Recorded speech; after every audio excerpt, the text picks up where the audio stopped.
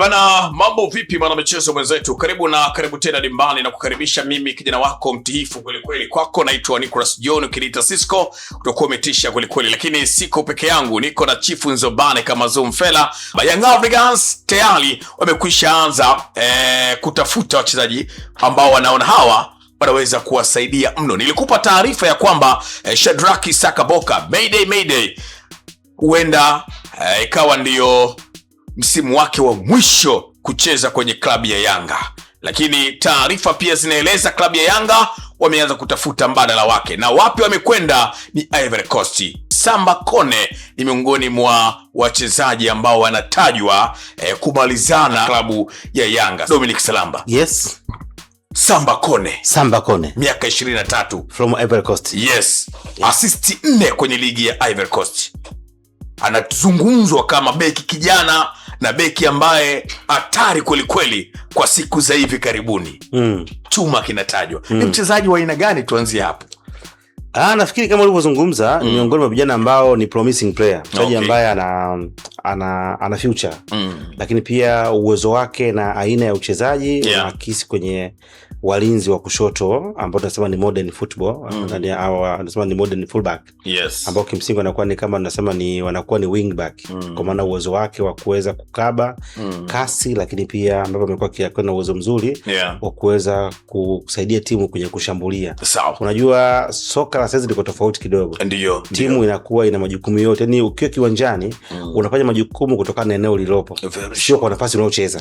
Kwa maana ilikuwa ukiwa namba 3 basi namba 3. Okay. Lakini siku hizi manake ukiwa kwenye eneo la kiungo inabidi akili yako ichange, ucheze kama kiungo, roho zako ziweze kustimiza. Ukisogea mbele, kwa hiyo kwenye kila eneo unabadilika wewe ambao unacheza. Eneo libadiliki, unabadilika wewe kutimiza majukumu ya eneo husika. Kwa hiyo amekuwa ni mtu ambaye ana uwezo mzuri wa kuweza kutimiza majukumu yote ya kiulinzi na kushambulia. Kwa hiyo timu inaweza kwenda kunufaika naye ikiwa inashambulia. Lakini pia ilikuwa ni lazima Yanga watafute mlinzi ambaye atakuja kuwasaidia, kwa sababu ukiangalia Boka of course umezungumza, mkataba wake umefika mwishoni, wanaachana naye. Lakini pia Mohamed Hussein ni mchezaji ambaye umri unasogea. Ni beki mzuri sana, mwenye uwezo wa juu, amedumu katika bora kwa muda mrefu, lakini hawezi kugarantii kupatia kiwango kile katika mechi zote za ligi na kimataifa, kwa sababu ameshaanza kuingia kwenye kuwa na majeraha.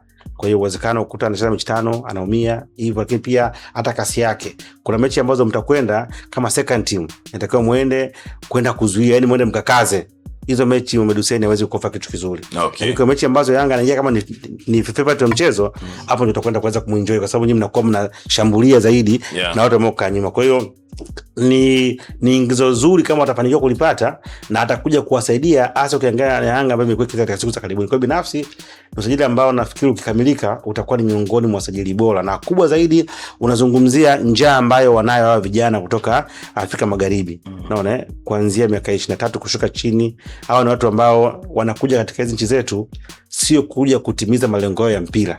Wanakuja huku ikiwa ni njia ya kuweza kufanya wao waweze kufikia malengo. Kwa hiyo wakati mwingine wanakuwa wanajituma, discipline ya hali ya juu na kuweza kupigania malengo. Leo ukiangalia mtu kama Okwasi amekaa nje almost mwaka mzima nafikiri bila kucheza, lakini angalia alivyorudi, maana yake amerudi akiwa na njaa kubwa sana, na amepelekea yani miongoni mwa watu ambao walikuwa wanatazamiwa kuweza kuachwa, yeye alikuwa pia yumo katika hiyo list.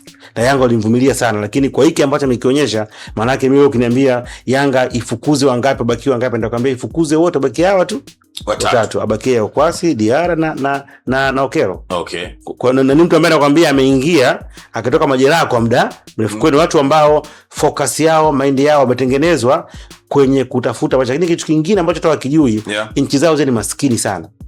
Kwa ambao hawajafika, sisi tumefika kule maskini. Kwa hiyo wakija kwenye hizi kazi anajua nyuma na mzigo mkubwa sana ambao unamtegemea. Tofauti na sisi kwetu hapa tunajiona kama tuko vizuri, lakini sisi miongoni mwa nchi ambao tuko vizuri sana kimaisha.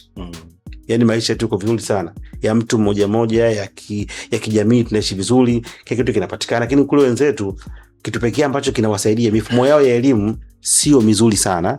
Kwa maana ya yani katika mifumo ya elimu ya nchi, ukiangalia mifumo yao ya kibiashara, kiuchumi, ya serikali bado sio mizuri sana. Kwa hiyo eneo pekee ambalo walitegemea ni eneo la vipaji vya mpira wa miguu. Ndio maana leo ni rahisi ukaenda kwenye hizi nchi unakuta mji hauna barabara nzuri, mji hauna nyumba nzuri, lakini una kiwanja bora ambako sisi hatuna. Kwa sababu ndio eneo ambalo wameweza kuwekeza na ambalo linawasaidia kuweza kuvuna pesa za kigeni, lakini pia kuweza kuwekeza. Kwa hiyo ni sajili ambayo ninaamini kama watafanikiwa ni miongoni mwa sajili bora ambazo zitakwenda kuwasaidia hasa katika michuano ya kimataifa.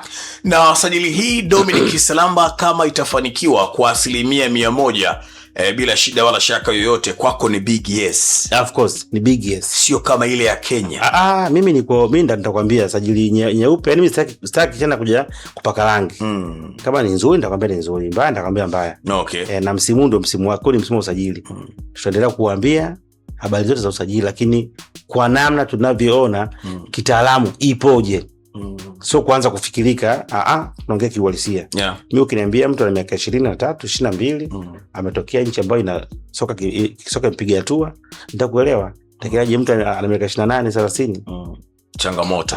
Nimekutana na maswali mengi sana kwenye hii sajili baada ya kupata taarifa kwenye vyanzo vya uhakika vya pale ndani ya klabu ya Yanga kwamba wanamhitaji mchezaji huyu Samba. Taarifa hizi baada ya kuzipata vizuri, baadhi ya watu wakawa wananihoji kwamba Young Africans kwa sasa kwa nini focus kwa kutafuta striker ama kiungo mzuri, na wanahangaika na sajili hizi za mabeki wa kushoto, ikiwa sisi hata kwenye ardhi yetu hatuna changamoto kubwa sana ya mabeki hasa wakati na wa kushoto. Tunaweza tukawapata hapa ndani. Watoka tolea mifano wakasema tunaye pale mchezaji kama Pascal Msindo, ni kweli yuko kwenye klabu kwa mfano kama ya Azam, lakini kama kweli mna jambo lenu mnaweza kwenda kuvunja mkataba. Tunao vijana wengi pia, lakini Yanga wenyewe pia wanaye huyo kwa maana Mohamed Hussein Shabarara anaweza kuwapa kitu kizuri sana. Kwa nini wasitafute maeneo ambayo yanaonekana yana changamoto, hasa namba 6 haswa kwenye klabu yao? Naomba unitajie mzawa beki namba 3 ambaye hayupo Azam au Simba, ambaye anaweza kusaidia Yanga kwenye klabu bingwa barani Afrika, ambaye hayuko Simba au Yanga. Simba au Azam ambaye anaweza kusaidia Yanga klabu bingwa barani Afrika, yani akaenda akacheza klabu bingwa Kazim. Mzawa ambao unasema mnao wengi. Wazawa mna wengi. Nitajie mmoja katika wengi ambao baki simnao wengi, unachagua tu. Nitajie mmoja ambao uko naye. Juzi nilikwambia Simba au Yanga hawana capacity ya kununua mchezaji Azam kama Azam wanamhitaji. Okay. Nilikwambia juzi, frankly speaking, Simba na Yanga hawana capacity ya kununua mchezaji Azam kama Azam bado wana malengo naye, hawawezi.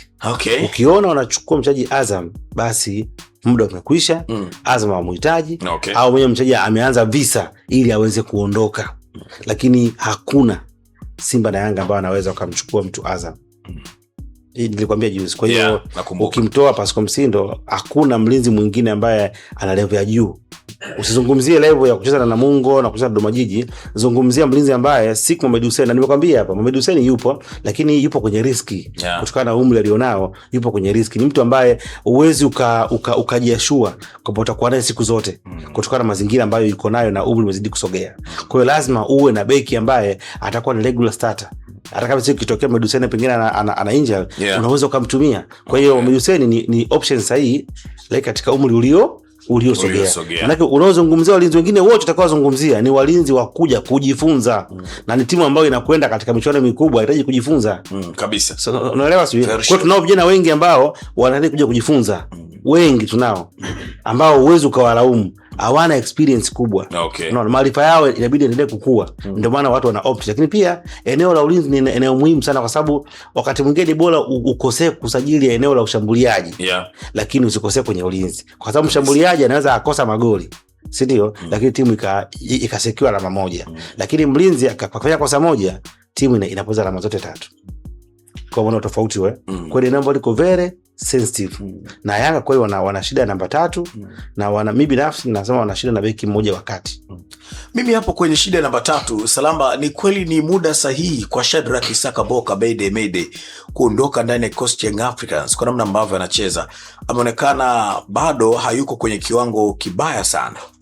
Kama Yanga wanataka wawanie ubingwa wa 6, wakichukua wa 5 wa ligi, na kama wanataka waishie kwenye hatua ya makundi, Shadrack Boka anatakiwa endelee kubaki. Okay. Kama wanataka mchukue kwa ubingwa wa ligi, kuzifunga Pamba, Fountain Gate na timu nyingine hizi, lakini pia mfike tu hatua ya makundi, tumuondoshwe, Boka ana sababu ya kuondoka. Lakini kama unataka ufike mbali, uvuke hatua ya nusu robo finali, ufike makundi robo finali, ufike hata nusu, Boka hastahili kuchezea Yanga. Kwa Samba sio Kamali, kama ambavyo nilikwambia siku ile. Kwa Samba sio Kamali, na ina wachezaji ambao wanaweza kuwafikisha Yanga nusu finali. Sio Kamali, nimefuatilia. Sio Kamali. Ni mchezaji mzuri. Ni matilo ya nusu finali mpaka finali ligi ya mabingwa. Anakupa kitu kwa sababu wale wenzetu wanaanza kujengwa. Nafikiri uliangalia mechi ya sio kwa kubeza, mechi ya finali Serengeti Boys na wale Senegal. Tulifungwa kwenye mentality tu.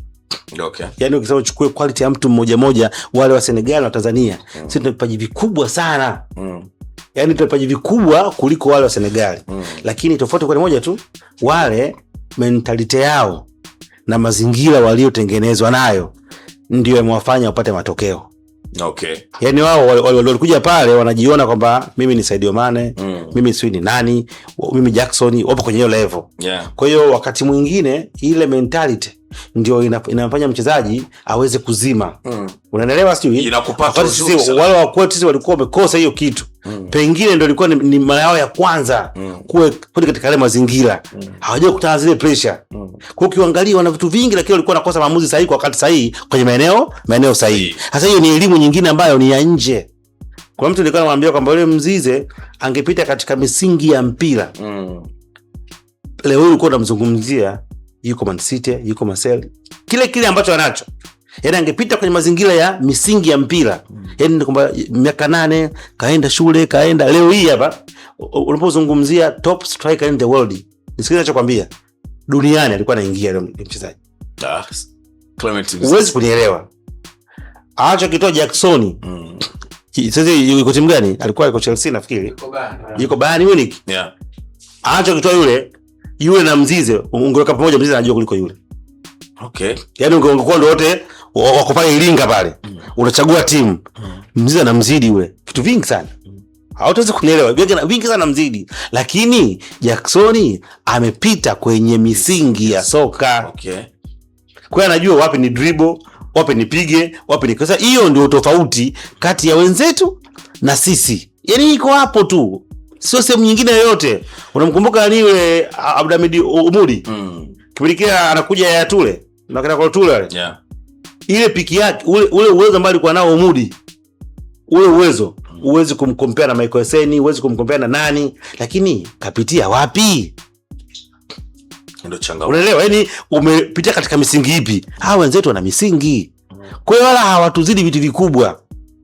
Ndio maana leo hii ni rahisi kumchukua mchezaji wa miaka 19 wa Ivory Coast wa Senegal akaja kukupa kitu kwenye ligi. Lakini ni ngumu kumchukua vijana wa Tisia.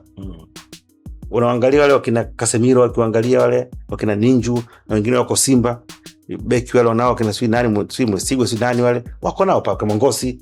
Ni walinzi wazuri sana, wana talenti kubwa sana, lakini wamekosa maarifa ya msingi ya mpira. Okay. Kwa hiyo uwezi leo ukaona mechi na Ali ukamweka yule beki sui Ninju sio ukamweka pale sui nani aviskaniki. Kuna vitu atafanya technical errors ambazo mtaadhibiwa kwa sababu akupata nafasi ya kuvielewa hivyo vitu. Sio unanielewa sisi? Kwa hiyo huo ndio tofauti. Kwa hiyo mimi nikiona mtu ana miaka 19 20 anatokea Ivory Coast, anatokea Senegal, mimi sina shida naye. Kwa sababu wenzetu tayari walisha advance kwenye mambo. Mimi sina la ziada. Naitwa Sisco. Kongole kwako kwa kuwa nasi sako kwa bako. Hakika umeselelea matangazo jadidi kweli kweli, yasiyokuwa na shida wala shaka yeyote ile. Itoshe kusema tukutane tena muda na wakati mwingine. Wailanika. Masalam.